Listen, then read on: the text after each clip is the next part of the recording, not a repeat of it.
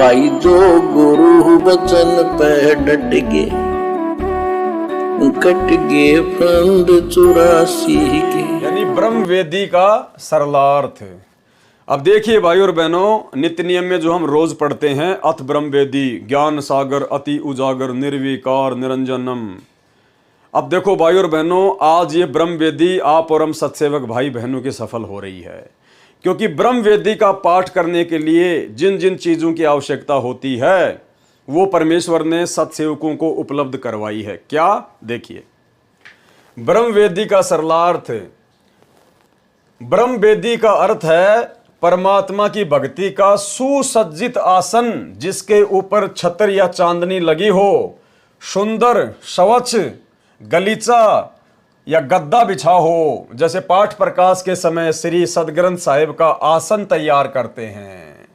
तो आप और हम सभी सत्सेवक भाई बहनों के घरों में या तो परमात्मा का जो गद्दा है सुसज्जित साफ सुथरा वो लग चुका है, या जिन भाई बहनों की आर्थिक स्थिति अच्छी है तो उन्होंने अपने बेड लगा लिए, यानी परमेश्वर का सुसज्जित आसन तैयार हो चुका है।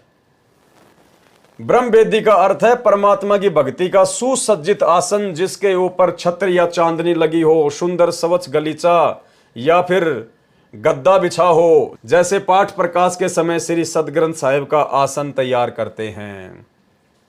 भावार्थ है कि आत्मा में परमात्मा की वेदी बनाकर परमेश्वर को आसन सिंहासन पर विराजमान करके, भाई हम तो यथार्थ रूप में ही अपने गुरुदेव भगवान को आसन पर विराजमान कर चुके हैं, घर घर में बेड लगाकर, घर घर को आश्रम बनाकर, घर घर को दरबार बनाकर परमेश्वर को आसन सिंहासन पर विराजमान करके उसकी स्तुति करें, यानी उनकी महिमा करें, उनका पाठ करें। जो हम भाई बहन रोजाना अपने अपने घरों पर भक्ति बोध हाथ में लेकर, या कोई अनपढ़ है तो ऑडियो वीडियो में चलाकर, बैठकर या खड़ा होकर समय निकालकर ध्यानपूर्वक वाणियों पर ध्यान देता है, और अपने गुरुदेव भगवान का जहाँ पर रूम है, एक कमरा है या जैसे भी है, परमेश्वर का बेड लगा हुआ है या कोई गद्दा बिछा हुआ है, तो सामने परमेश्वर उस पर बैठे होते हैं और हम परमेश्वर की स्तुति करते हैं। तो वास्तव में जो ब्रह्म वेदी है वो साध संगति से जुड़े हुए सत्सेवक भाई बहनों की सफल हो रही है। वाणी। ज्ञान सागर अति उजागर निर्विकार निरंजनम ब्रह्म ज्ञानी महाध्यानी सत्सुकृत दुख भंजनम। और फिर हम कैसे अपने गुरुदेव भगवान की स्तुति करते हैं? हे परमेश्वर।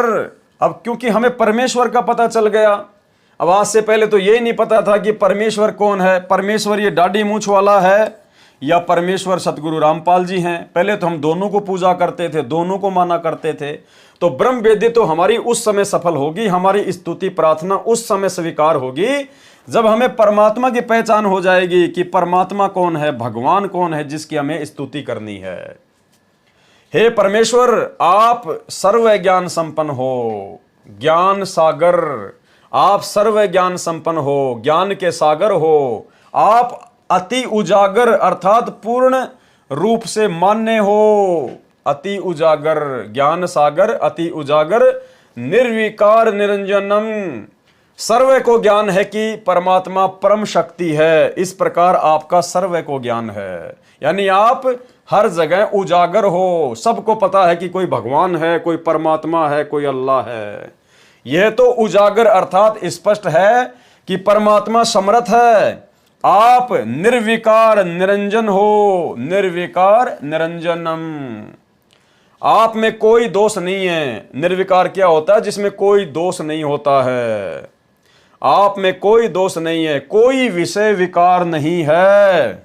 आप वास्तव में निरंजन है, निर्पलस अंजन, यानी माया रहित परमात्मा। निरंजन का अर्थ है माया रहित अर्थात निर्लेप परमात्मा। काल भी निरंजन कहलाता है। काल भी क्या कहलाता है? निरंजन। वास्तव में वह निरंजन नहीं है, वह ज्योति निरंजन है। काल निरंजन है, वह निर्विकार निरंजन नहीं है। काल जो है वो निर्विकार निरंजन नहीं है, वो तो ज्योति निरंजन है। हे परमात्मा, आप ब्रह्म ज्ञानी, ब्रह्म ज्ञानी, अर्थात परमात्मा का ज्ञान अर्थात अपनी जानकारी आप ही प्रकट होकर बताते हैं, इसलिए आपको क्या कहते हैं? ब्रह्म ज्ञानी।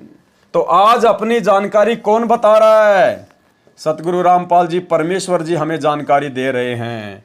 और वाणी क्या कह रही है कि परमात्मा स्वयं ही प्रकट होकर अपनी जानकारी बताते हैं, अपना ज्ञान देते हैं, इसलिए उनको ब्रह्म ज्ञानी कहा गया है। हे परमात्मा, हे परमेश्वर सतगुरु रामपाल जी, आप ब्रह्म ज्ञानी हैं, अर्थात परमात्मा का ज्ञान अर्थात अपनी जानकारी आप ही प्रकट होकर बताते हैं, इसलिए आप ब्रह्म ज्ञानी हैं। ब्रह्म ज्ञानी, अन्य नकली ब्रह्म ज्ञानी हैं। हे परमात्मा, यानी बाकी जो अपने आप को जो ब्रह्म ज्ञानी कहते हैं वो तो नकली हैं।